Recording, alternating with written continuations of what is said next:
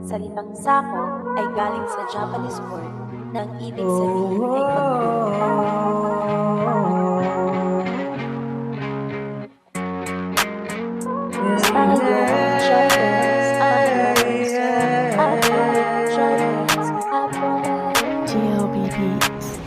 Team Sako, hindi to magbabago. Lagi nyo pinanghawakan ng pangako na kahit kailan hindi to mapapako. Sila ay napakabuting mga tao, kaya kami ngayon sa inyo ay saludo.